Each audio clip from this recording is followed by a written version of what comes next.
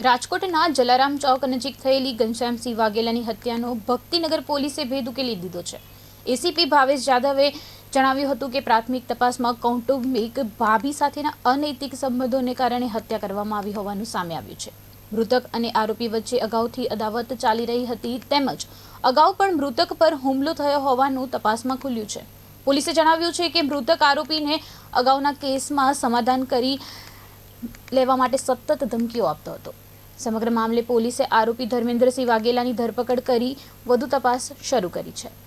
1 ઓગસ્ટના રોજ સાંજના 6:30 વાગે એક હત્યાનો બનાવ બનેલો। તેમાં ઘનશ્યામસિંહ વાઘેલા નામના ઈસમ છે તેનું ચપ્પુ દ્વારા આ કામના આરોપી છે ધર્મેન્દ્રસિંહ મહેન્દ્રસિંહ વાઘેલા તેના દ્વારા ખૂન કરવામાં આવેલું અને એ બાબતનો શરૂઆતમાં ગંભીર ઈજા થતાં એમને ગોકુળ હોસ્પિટલમાં દાખલ કરેલા અને ત્યારબાદ બીજા દિવસે એમનું મરણ થતાં ખૂનનો ગુનો દાખલ કરવામાં આવેલ છે અને આ કામની તપાસ પીઆઈ ભક્તિનગર પીઆઈ પરમાર સાહેબ કરી રહ્યા છે અને આગળની તપાસ ચાલુ છે।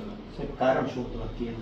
આ કારણમાં એવું છે કે અગાઉ પણ આ કામના જે મરણ જનાર છે એમને એમના કૌટુંબિક ભાભી સાથે સંબંધ હોવાના કારણે તેમનો અગાઉ પણ ઝઘડો થયેલો ને એ બાબતે અગાઉ પણ ગુનો દાખલ કરવામાં આવેલો અને આ મરણ જનાર પર હિંસક હુમલો થયેલો ને એમાં બચી ગયેલા અને બીજી વખત આ કામના આરોપી મરણ જનારનું મૃત્યુ થયેલ છે હુમલામાં। સર, જે મૃતક છે તે વારંવાર ધમકી આપતો હતો આરોપી અને એના પરિવારને, શું હકીકત એવું કઈ?